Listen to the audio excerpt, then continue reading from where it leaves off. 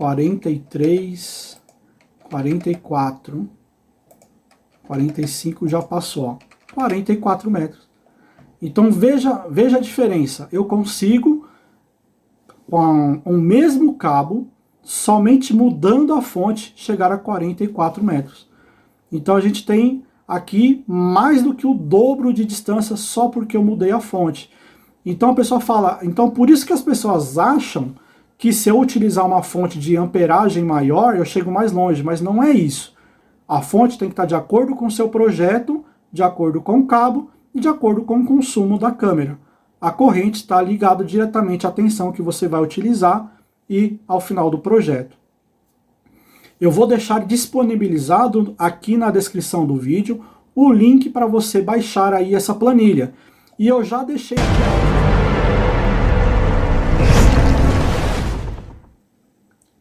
E aí, galerinha do canal Segue, sou o André Rodrigues. No vídeo de hoje, nós vamos falar sobre alimentação para CFTV. O que é melhor utilizar? Qual o melhor cabo? Qual a melhor fonte a ser utilizada dentro da visão do nosso estudo? Então fica ligado aí no vídeo e vamos para a aula.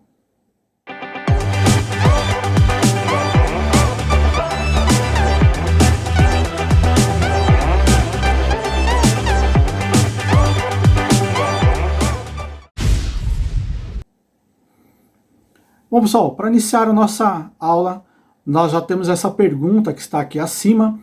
Qual a melhor alimentação para a CFTV?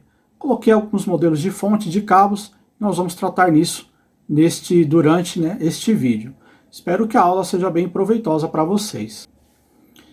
Bom, primeiro nós temos a questão do problema. O problema aqui é escolher a fonte. Então, como eu devo escolher a fonte e o cabo que se encaixa no meu projeto? Nós temos aqui 3 modelos de fontes e 3 modelos de cabos. Então a gente colocou os mais comuns. Lógico que você tem diversos modelos de fontes, diversos modelos de cabos. Eu procurei aqui o que a gente mais utiliza em campo.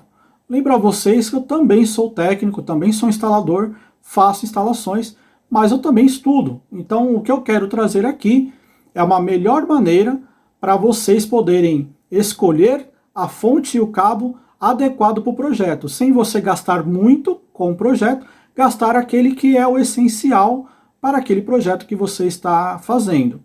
Nós temos aqui a fonte colmeia. Vamos falar sobre os mitos e verdades sobre essa fonte. Muita gente não gosta, mas por não conhecer também. Temos a fonte selada, também conhecida como fonte multissaídas, depende um pouco do fabricante, ela pode ou não ter várias saídas de alimentação, mas também para alimentação centralizada, assim como é a fonte colmeia. Temos a mini fonte. A mini fonte a gente sabe que é aquela fonte que a gente fala que é individual, uma para cada câmera normalmente, mas não necessariamente. Temos a alimentação com um cabo UTP, então você utiliza 2 pares no mínimo do cabo UTP para fazer a alimentação da câmera. Temos a alimentação por um par de fios utilizando o cabo paralelo. E temos a alimentação também feita por um par de fios, mas utilizando o cabo coaxial 4 mm bipolar, né? A gente chama ele de bipolar porque ele tem as 2 vias ali de alimentação. Vamos falar sobre os aspectos de cada um desses para que você possa entender em que situação usar cada um deles e você adequa a cada projeto. Então, você não tem uma fonte específica que serve para tudo e que vai ser só aquela que você vai usar. É sempre de acordo com o projeto que você está fazendo aí para o seu cliente. Falando sobre a fonte centralizada, nós conseguimos com a fonte centralizada, tanto a fonte colmeia quanto a fonte selada, uma melhor organização, um desempenho melhor e um menor custo. Por que que dá para afirmar tudo isso? Bom, se você vai utilizar menos fontes para organizar, é muito mais simples, dentro de um rack, dentro de um ambiente onde vai estar, né, os seus equipamentos, onde vão estar os equipamentos. Por que eu coloquei ali como um desempenho melhor?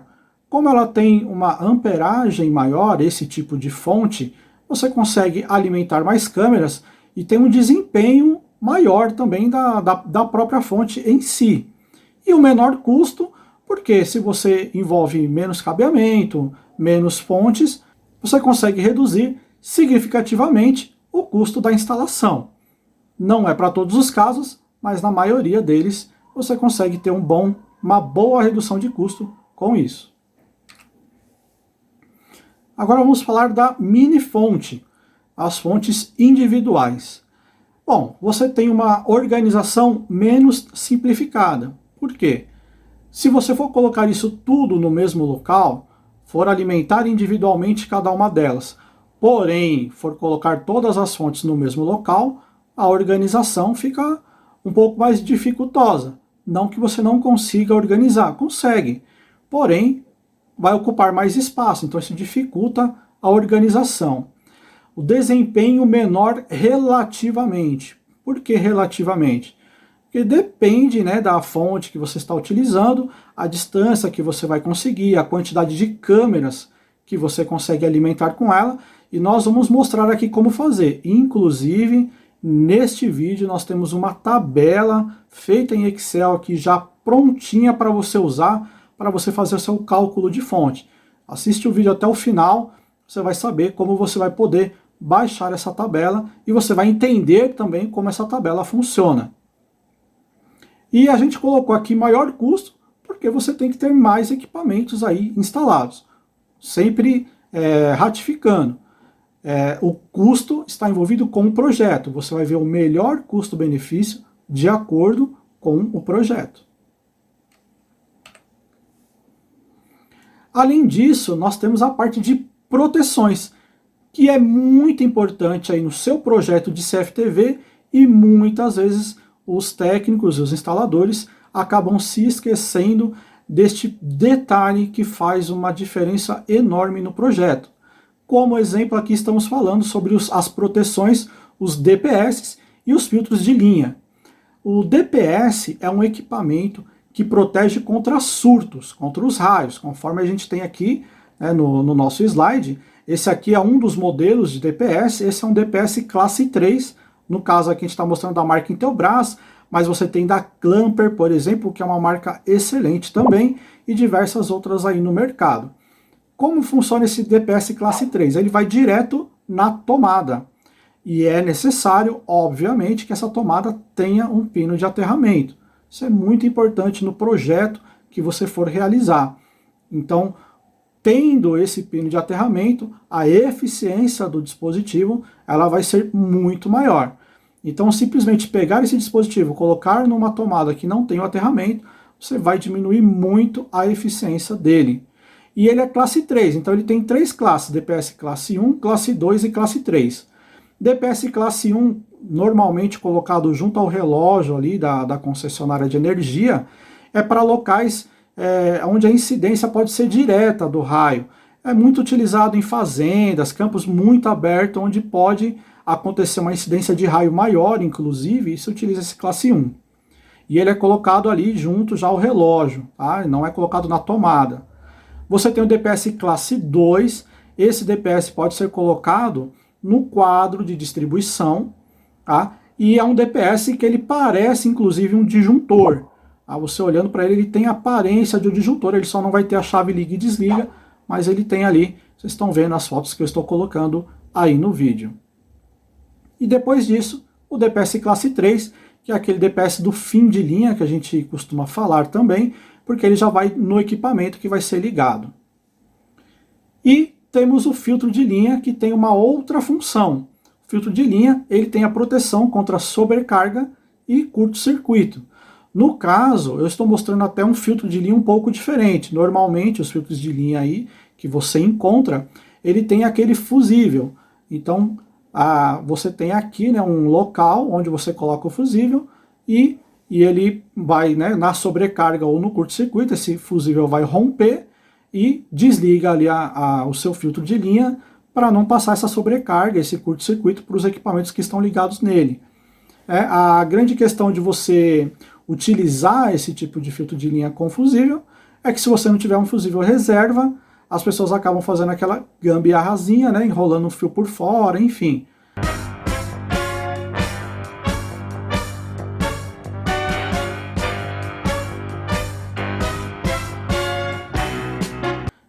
Com isso, existem outros modelos de filtro de linha, como esse que eu estou mostrando aqui na foto, mas tem de diversos fabricantes, onde ao invés do fusível, ele tem um mini disjuntor aqui.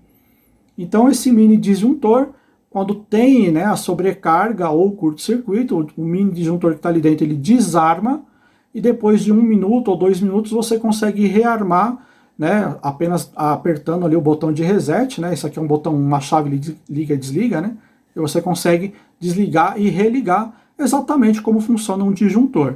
Lógico que ele tem ali a sua potência, né, de proteção. Isso aqui não vai substituir o disjuntor que você tem no seu quadro. Ele é apenas um complemento, mas também de uma maneira melhor. Você não precisa se preocupar em ter um fusível reserva aí para o seu filtro de linha. Então é uma opção, não é muito mais caro por causa disso, a diferença de valor é minúscula, e esses dois equipamentos são equipamentos muito baratos. Em média, cada um deles sai entre 25 e 30 reais. É algo que você já vai conseguir trazer uma proteção para o seu sistema com pouco investimento. Então vale muito a pena. Inclusive, não é só para o CFTV. Você imagina lá, você tem uma TV de LED lá, uma TV Smart lá, de 2, 3 mil reais, porque você não colocou um equipamento de 30, a sua TV queimou aí numa descarga elétrica. Ou porque você não acrescentou o filtro de linha, você queimou ela com uma sobrecarga. Então, normalmente, como eu faço na minha instalação, eu coloco primeiro esse cara aqui na tomada e o filtro de linha eu ligo nele e tenho as duas proteções aí agregadas. Obviamente, no mercado, existem já os filtros de linha que vêm com DPS integrado. Qual que é a questão que você tem que saber? Esse DPS classe 3 de qualquer marca, inclusive classe 2 também é assim, classe 1 também é assim. Uma característica do DPS, depois que ele atuar, depois que ele proteger o seu equipamento, ele tem que ser descartado, ele não dá para ser reaproveitado. Nesse caso aqui, esse equipamento ele tem um LED aqui, que enquanto ele está aceso, significa que está tudo ok, está tudo funcionando perfeitamente. Se esse LED apagar, significa que ele atuou, né? Ele fez a proteção dele, ele desliga e ali você já tem que descartar porque ele não está mais protegendo seus equipamentos. Isso é uma característica dos DPS, tá? Todos eles, classe 1, classe 2 e classe 3. Depois de feita a função dele, né, proteger o equipamento, ele é descartado. Então, por este motivo, eu não aconselho que você compre um filtro de linha que já tenha o DPS, porque se ele atuar, essa função você perdeu aí no seu DPS, né? Beleza. E qual fonte, então, eu devo escolher? Entre as três fontes que nós, modelos, né? Entre os três modelos de fonte que nós escolhemos. Bom, tudo depende.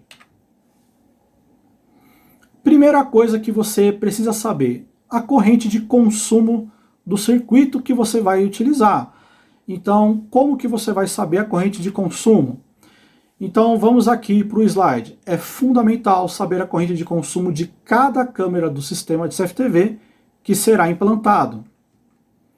Geralmente, nem sempre, depende do fabricante, essa informação vem no manual ou no datasheet da câmera.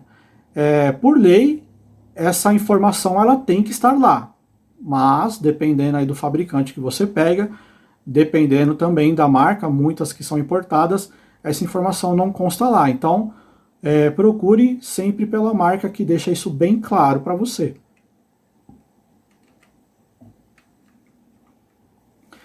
Se o consumo estiver especificado em watts no manual, ao invés de estar em ampere, né, ele estiver marcado apenas em watts, basta você dividir o valor da tensão, que é a voltagem da câmera, no caso mais comum 12 volts, e você divide o valor da tensão para pegar o valor, né, de corrente. Então basta dividir o valor informado da tensão pela potência. Tem um exemplo aqui, né? Você pega, aliás, ao contrário, né? A potência pela tensão.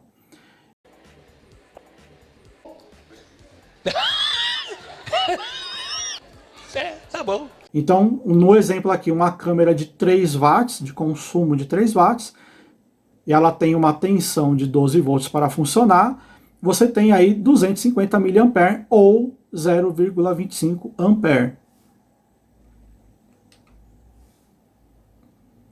Beleza, André, mas de novo a pergunta, qual fonte eu devo escolher? Primeira coisa, você tem que saber o que significa o loop de terra e como resolver este problema, geralmente causado pela má escolha da fonte para aquela instalação específica. Bom, geralmente as mini fontes, além de não ter o terceiro pino, então você vai marcando que ela não tem o terceiro pino, ela não conta com um circuito preparado para impedir o loop de terra. Tá? O que é o loop de terra? Ele é causado pela diferença de potencial entre o terra que a fonte está utilizando e o terra que o DVR está utilizando. Por que isso? Normalmente não são instalados na mesma tomada, tem muita gente que usa a fonte lá junto da câmera, então é um circuito separado, é outro circuito, então tem uma resistência diferente, enfim. Então isso acaba ocasionando o loop de terra, que é isso que você está vendo nessa imagem. São essas interferências, essas listras que aparecem na imagem, causando isso. Fontes de boa marca são preparadas para não dar este problema. Porém, existe a possibilidade de mesmo assim isso acontecer, porque ela é menos robusta. Então, esse já é um dos problemas que você encontra. No caso, se for esse o caso da sua instalação, como você resolve? Utilizando, por exemplo, a fonte colmeia, porque nela você consegue fazer com que o aterramento do DVR seja o mesmo aterramento da fonte. Você coloca os dois no mesmo aterramento, inclusive na carcaça do DVR, tem um local lá para você fazer o aterramento, né, nele específico lá, liga aquilo ali no aterramento da rede elétrica e a sua fonte também nesse mesmo aterramento, os dois vão estar com o mesmo potencial e você já resolve um dos problemas que é esse de loop de terra. Tá, André, mas tem fontes aí como a fonte selada que não tem o terceiro pino. Bom, como eu disse, essa é uma fonte mais robusta.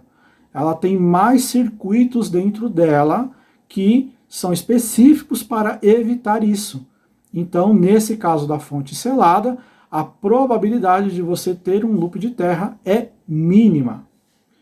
Além disso, também, né, de acordo com a minha opinião e com a minha experiência de mercado, estou há mais ou menos aí uns 18, 19 anos no mercado, você centralizar a alimentação das suas câmeras é muito melhor do que deixá-las separado, principalmente na hora de manutenção, porque você consegue resolver de uma maneira mais rápida, né, principalmente a questão da alimentação das câmeras. Muita gente diz o seguinte, André, mas se eu coloco a alimentação tudo numa fonte só e essa fonte queima, eu fico sem as câmeras. Bom, primeira coisa, eu contei nesse vídeo aqui com a ajuda de alguns amigos, um deles o Cláudio, do canal Instituto CFTV, então recomendo muito e ele fala muito sobre isso.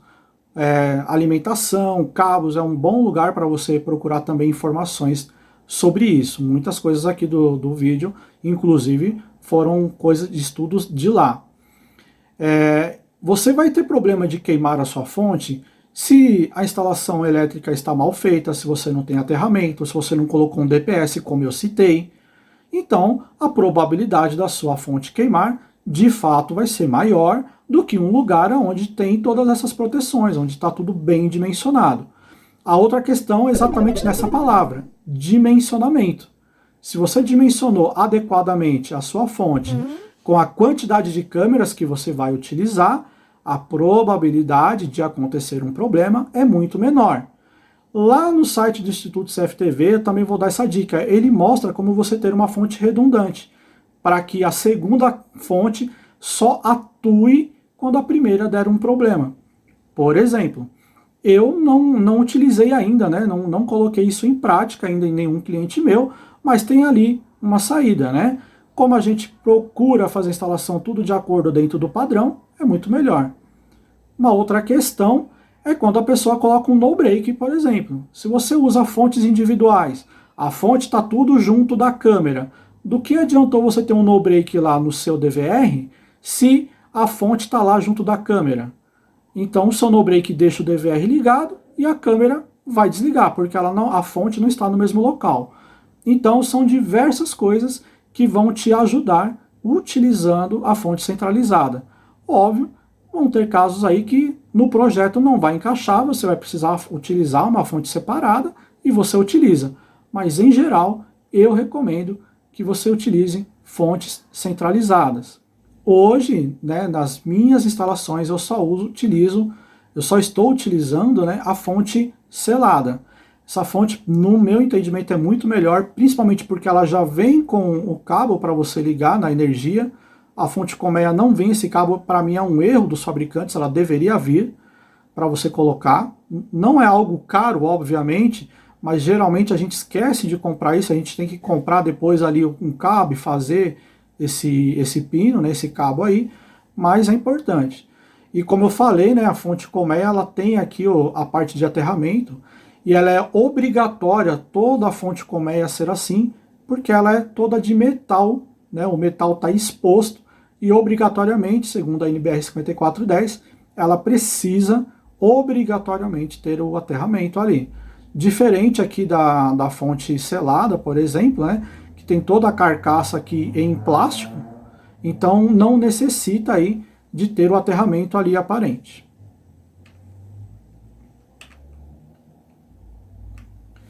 Ok, e qual cabo eu devo escolher? Qual cabo você trabalha aí nas suas instalações? Deixa aí nos comentários nesse vídeo para a gente também poder debater. O que você acha melhor? Cabo paralelo, usar o cabo UTP ou utilizar o cabo coaxial?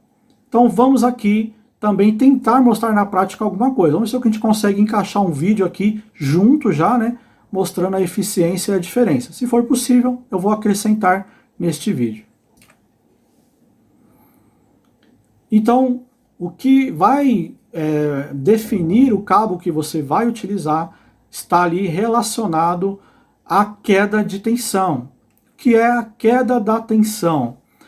A questão é que a tensão de saída da fonte não é a mesma que chega até a câmera, pois o cabo oferece uma resistência natural e terá uma queda de tensão na alimentação que chega lá na ponta na câmera. Então, a tensão que você tem na saída da fonte não é a mesma que vai chegar lá na câmera. Então, a gente vai ter uma diferença porque o cabo oferece uma resistência. Então, o que está saindo da fonte não é o que está chegando na câmera. Então, a escolha da boa fonte também vai influenciar nisso. E a gente vai ainda falar mais sobre isso, sobre fontes. Não acabou aqui o assunto, tá? Segundo a lei de Ohm, a corrente que circulará pelo cabo oferecerá uma resistência à passagem dessa corrente e irá gerar uma queda de tensão no decorrer do cabo. Então a gente inclusive tem aqui as letras, né, os símbolos, né, que competem a cada medida, né? Então a corrente aqui é o I, a resistência o R, a voltagem, a tensão, né, é o V. Então, mais ou menos para vocês entenderem. Agora vamos entender isso melhor. Como saber qual cabo eu devo usar? Com essas informações que foram passadas. Então, de acordo com a fonte, como eu falei, você primeiro tem que saber quantas câmeras serão alimentadas pela mesma fonte. Então você pode ter um circuito com 16 câmeras e essas 16 câmeras serão alimentadas por fontes diferentes. Primeira coisa que você deve saber é quantas câmeras vão ser alimentadas pela mesma fonte. Para isso, você vai somar as correntes, conforme a gente falou, soma todas as correntes e você vai saber qual a fonte utilizar. E o cabo? Bom, primeiro você precisa saber a variação da tensão de alimentação que uma câmera suporta e qual é a corrente de consumo, que é o que eu estava explicando agora. Então, em geral, vamos pular aqui já até para o próximo, né? Em geral, as câmeras com alimentação de 12 volts, uma tensão de 12 volts para alimentar a câmera, elas podem ter uma variação de 10% para mais ou para menos. Então você tem aqui uma variação de mais ou menos 10%. Mais ou menos não é que é mais ou menos 10%. Ela pode ser 10% para mais ou 10% para menos. A câmera, então, pode trabalhar com uma variação de 1,2 volts, ou seja, ela pode trabalhar de 10,8 até 13,2 volts. Então, se a tensão que estiver chegando lá na câmera for de até 10,8 volts, ou no mínimo, né, ou no máximo até 13,2, a câmera, em geral, vai depender dos fabricantes, a maioria dos bons fabricantes trabalha dessa maneira, a sua câmera tem que funcionar. Se eu tiver uma tensão chegando lá com mais de 13,2, eu posso queimar a câmera, porque ela vai estar recebendo uma tensão muito alta, mais alta do que ela suporta. E se a tensão estiver abaixo de 10,8, por exemplo, 10,7, a câmera pode não funcionar ou ter o seu funcionamento muito prejudicado. O ideal mesmo é que a tensão que chega na câmera seja pelo menos 11 volts, nunca abaixo disso, tá? Com câmeras de boa qualidade. Então vamos aqui a uma fórmula, a princípio pode parecer complicado, mas como eu disse, eu tenho uma tabela já preparadinha para você fazer esse cálculo automático, mas você precisa entender como fazer o dimensionamento exato. Então nós temos 3 formas para você chegar no dimensionamento correto aí do cabo, né, para sua câmera. A gente vai utilizar alguns exemplos. Então aqui no primeiro exemplo, eu tenho uma câmera com infravermelho de 20 metros e essa câmera consome 220 mA com o infravermelho ligado. Ela está conectada a uma fonte de 12 volts e tem uma distância entre a câmera e a fonte, o cabo está a 70 metros de distância. Bem, aqui do lado vocês percebem que a gente tem uma tabela, e nessa tabela a gente já tem aqui a resistência que cada modelo de cabo dos mais utilizados no mercado, tá? A resistência que cada um deles vai oferecer. Esse cabo de 26 AWG é aqueles 2 fiozinhos lá que você tem no cabo coaxial. Então aquele cabo coaxial 4 milímetros, ele tem 26 AWG em geral. Tem fabricantes que deixam o cabo mais grosso. Depois disso a gente tem aqui o cabo UTP, o Cat5e, ele tem 24 AWG. Tá? O AWG, para você entender, o cabo quando ele é feito, ele é prensado. Você tem um diâmetro grande, né, da bobina de cobre que chega, né? Então ele é um cabo bem grosso e ele vai afinando, ele vai passando por uns rolos e cada vez que ele passa por um rolo, ele diminui o seu diâmetro e ele estica mais. Então a quantidade de vezes que ele passa pelo rolo é essa marca AWG, é quantas vezes ele foi esmagado até chegar na espessura que ele precisa. Então, nesse caso aqui, quanto maior for esse número, menor é o diâmetro do cabo, mais vezes ele passou pelo rolo. No caso aqui, o cabo coaxial, as 2 vias de alimentação dele, passaram 26 vezes. No cabo UTP Cat5e, ele passou 24 vezes, e no Cat6 ele passou 22 vezes, depende aí também do modelo de cabo que você utiliza. E depois temos os outros aqui e a respectiva resistência de cada um deles. Bom, vamos à fórmula. Eu tenho que descobrir a resistência máxima que o cabo deve ter, de acordo com a metragem ali de cabo que eu coloquei. Como eu faço isso? R1, que é a resistência número 1, ela é igual à variação da tensão dividido pela corrente. André, como assim? Vamos lá. A variação da tensão, o que a gente falou? É 1,2 volts. 10% de 12 é 1,2. E ele está dividido pela corrente de consumo. A corrente de consumo aqui no caso, 220 mA ou 0,22 ampere. Isso aí nos dá uma resistência de 5,45 ohms. Só isso que eu preciso? Não, vamos lá. Comprimento do cabo. Então, a gente vai colocar aqui na fórmula, é a letra L que simboliza isso. Então a gente tem a metragem vezes 2 dividido por 100. Bom, por que a metragem vezes 2? Porque a alimentação ela vai por uma via e volta pela outra. Então ela vai pelo positivo e volta pelo negativo. Então ela circula. Então você tem que considerar o trajeto total que essa corrente vai circular. Então por isso que é vezes 2 dividido por 100, porque no caso aqui a nossa tabela, a resistência ômica está ohms por 100 metros. Ok? Então a gente tem 70 vezes 2 dividido por 100. No nosso caso estamos substituindo aqui, né, os 70 metros. Então 140 dividido por 100. Isso vai dar 1,4. Então é isso aqui que a gente vai colocar na nossa fórmula. E a terceira aqui é descobrir o diâmetro do cabo de acordo com as informações que a gente já tem. A terceira fórmula vai ser a resistência 2 é igual ao R1, que a gente já pegou, dividido pelo comprimento. Então, 5,45, a primeira resistência que a gente pegou, dividido pelo comprimento que a gente pegou aqui nessa fórmula. O total, 3,89 ohms. Essa é a resistência maior que o cabo tem que ter para que a minha câmera, né, funcione adequadamente. E está aqui, ó, de acordo com a tabela, o cabo de 5 milímetros atende essa distância. Por quê? Um cabo de 5 milímetros, ele tem uma resistência de 3,9. André, mas ali a resistência do cabo é maior do que está aqui. Bom, é uma coisa de apenas 0,01 ohms, é muito baixa a diferença, então eu posso aproximar. Se fosse uma diferença maior, por exemplo, o cabo aqui tivesse 4,2 de resistência, não daria, eu tenho que partir para um cabo com uma resistência menor. Seria a de resistência menor, o 0,75. Mas nesse caso aqui está muito próximo, posso utilizar sem nenhum problema a essa distância de 70 metros o cabo de meio milímetro. Então posso comprar aquele cabo paralelo de meio milímetro, vai me atender perfeitamente. Vamos para um outro exemplo aqui, para vocês entenderem.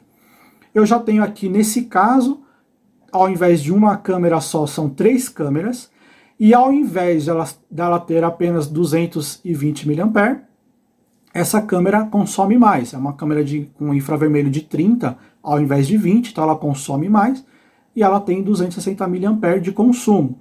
Muito diferente do que as pessoas entendem aí, acham que a câmera consome 1 A e não é nem perto disso. Bom, ela está conectada a uma fonte de 12 volts por 65 metros de cabo. Então, eu vou somar aqui a corrente.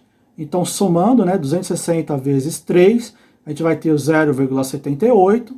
A variável a gente já sabe que é 1,2. Aqui a gente tem uma resistência de 1,53.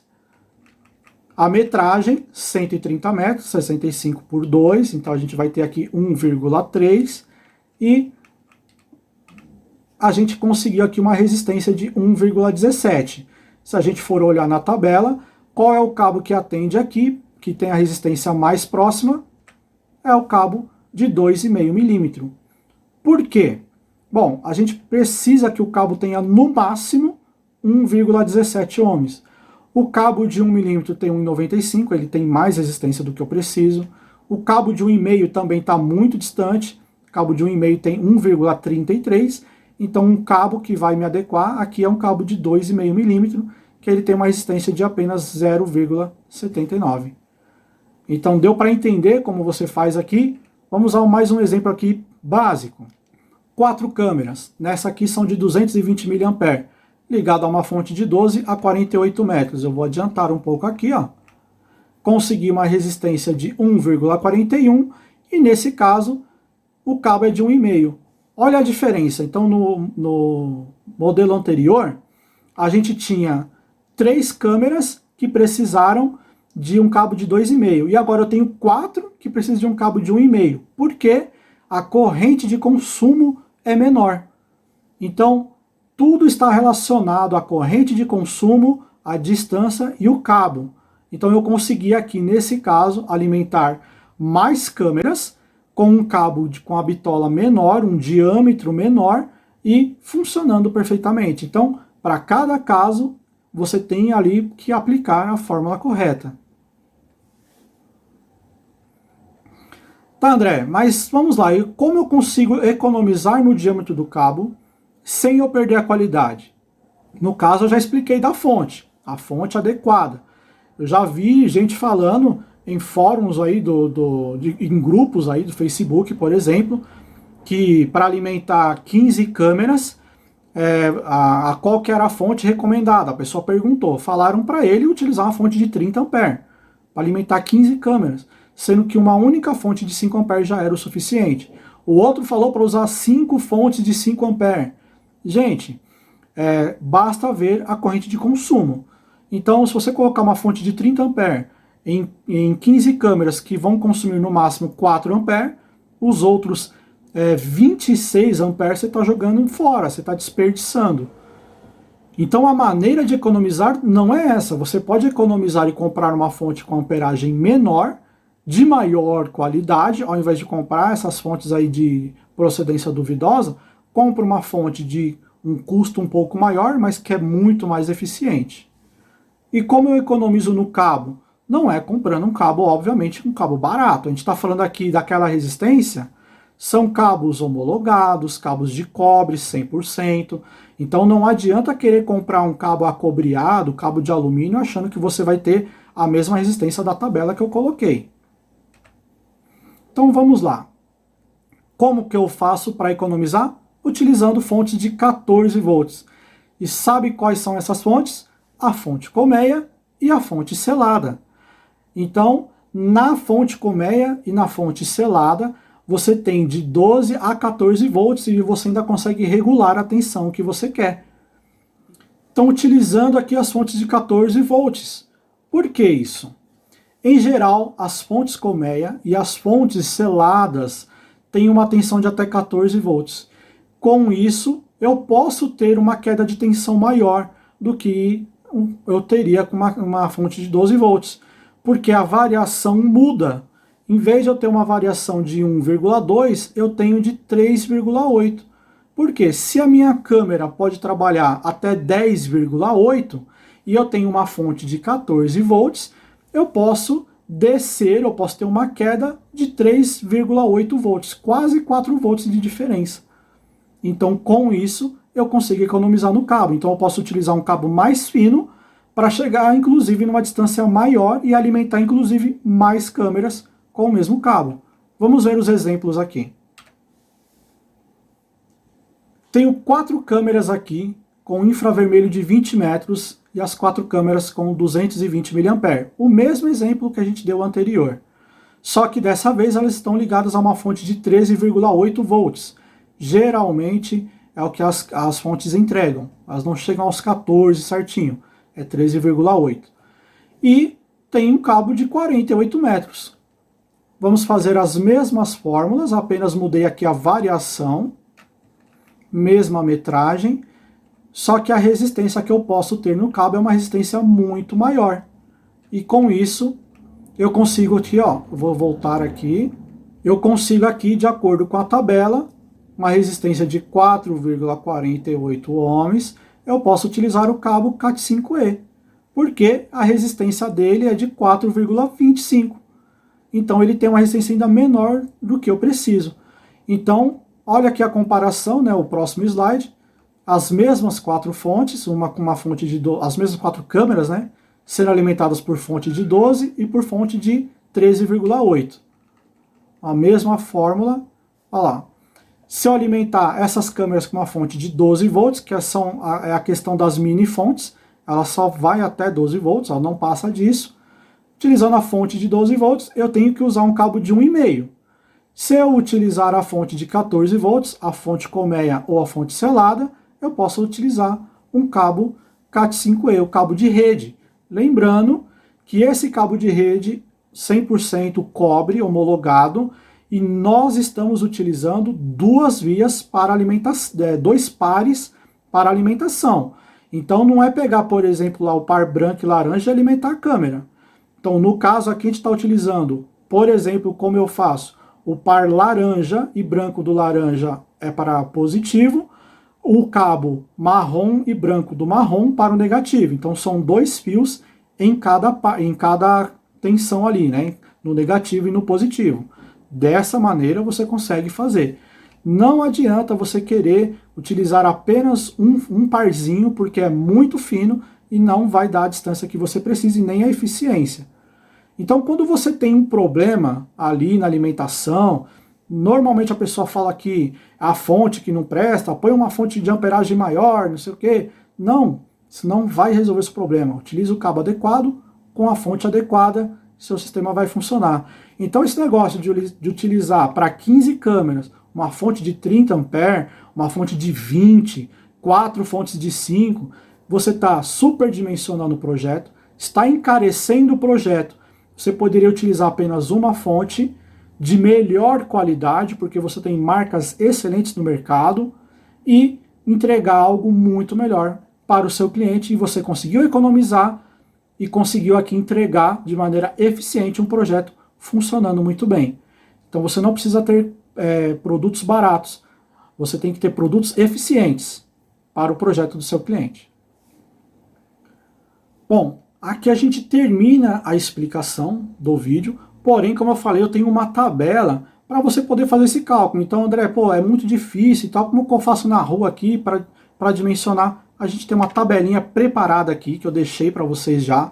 Então aqui a tabela de cálculo para o cabo. Então essa tabela já vai fazer todo o cálculo para você. O que você precisa entender é que você, na hora de fazer o cálculo, você saber quantas câmeras vão ser alimentadas no mesmo cabo. Você pode ter uma fonte para 16 câmeras. Isso é sem problemas.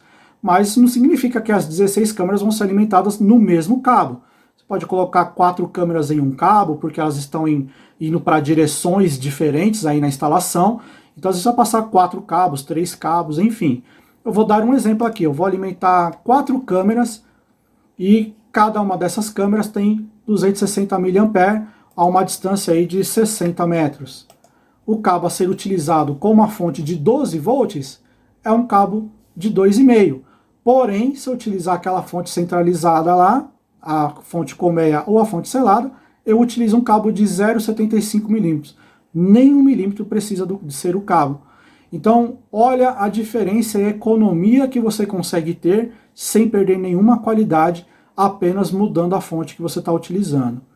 Então, é muito importante. Fonte de qualidade, não adianta ficar escolhendo fonte de preço barato.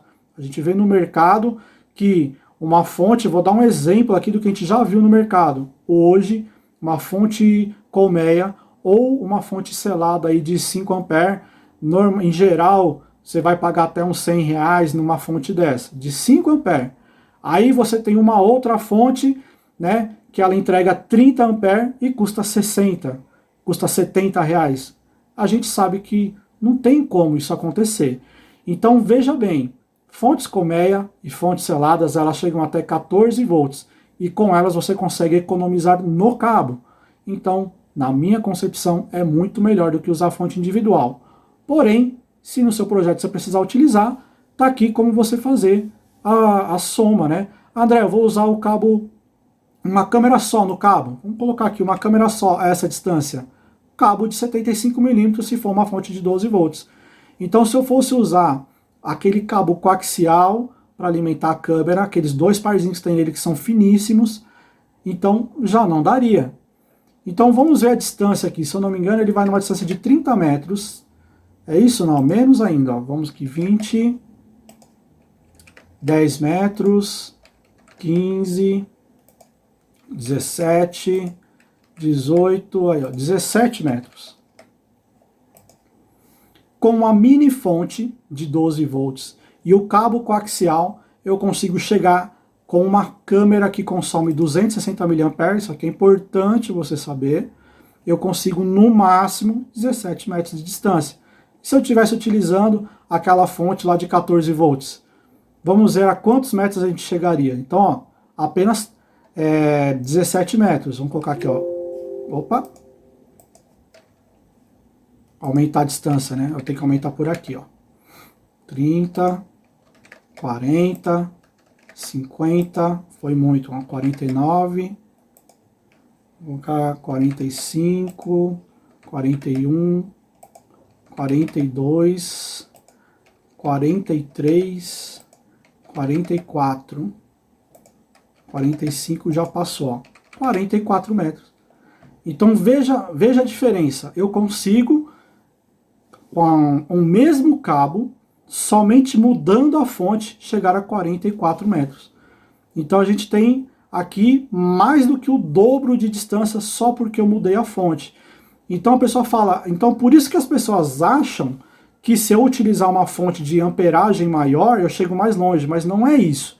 Como a fonte ela tem mais voltagem, mais tensão, ela consegue entregar um pouquinho mais longe, porque a queda que você pode ter dá essa diferença. Então não adianta colocar a fonte de 30, 40, 50 amperes.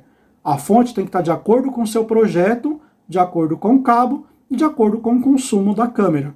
A corrente está ligada diretamente à tensão que você vai utilizar e ao final do projeto. Eu vou deixar disponibilizado aqui na descrição do vídeo o link para você baixar aí essa planilha. E eu já deixei aqui a resistência que você vai ter. Porque se você tiver um caso como aquele que é muito próximo o valor da resistência com o valor do cabo, por exemplo, né, que deu 3,08, né?